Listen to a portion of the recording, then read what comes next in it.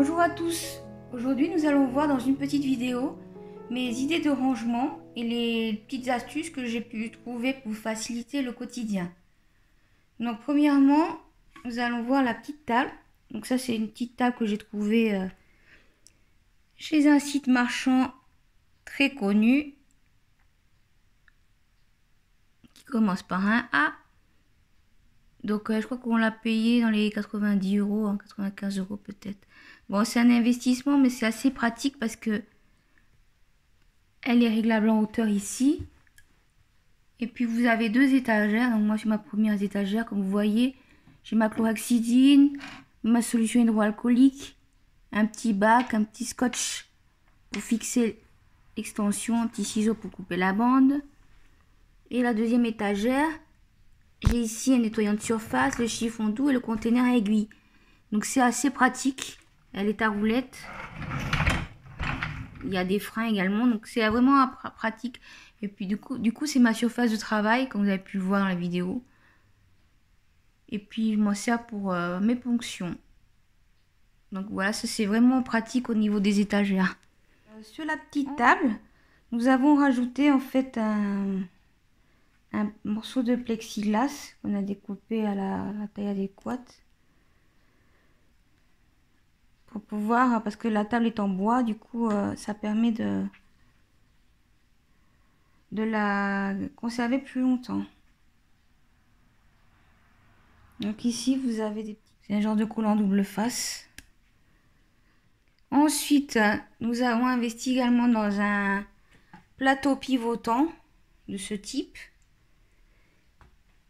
qui permet de faire tourner la machine. Donc c'est vraiment pratique parce qu'on galérait, même si la table est sur roulette, c'est assez lourd. Donc ce plateau pivotant est assez pratique, ça nous permet vraiment de la manipuler avec facilité.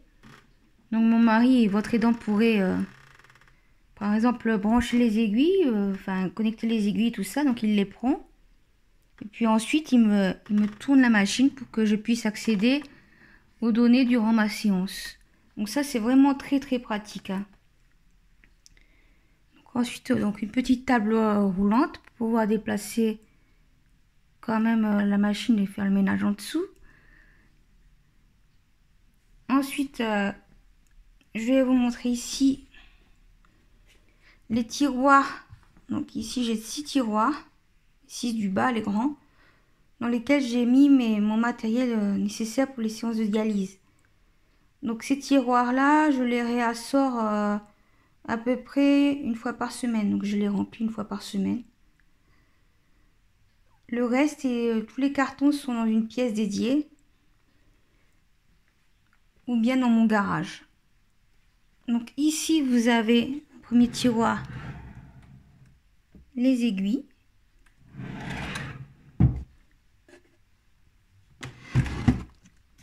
En dessous vous avez les poches de sérum physiologique. On passe à côté. Ici vous avez tout ce qui est kit 4 branches, ligne d'extension.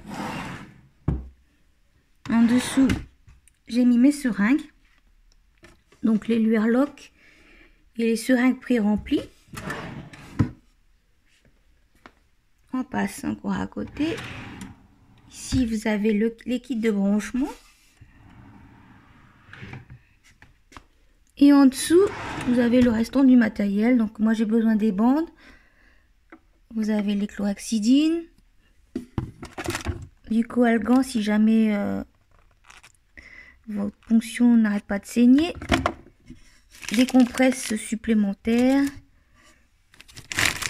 et puis une petite poche de sérum physiologique si vous avez besoin de faire un bolus. Donc celle-là c'est du 500. Donc voilà en gros mon rangement et mes petites idées que j'ai pu trouver. Ah oui, aussi nous avons investi, bon ça c'est vraiment pas obligatoire d'en prendre un comme celui-là, mais il vous faut un appareil pour prendre la tension, un tensiomètre. Et donc celui-là il il fait Bluetooth. Il fait Bluetooth. Du coup, ça permet d'avoir les données sur le téléphone portable et de les montrer lors du rendez-vous mensuel au centre de dialyse. Donc voilà pour mes petites idées de rangement. Au revoir, à bientôt. I commit again with all I am for you, Lord.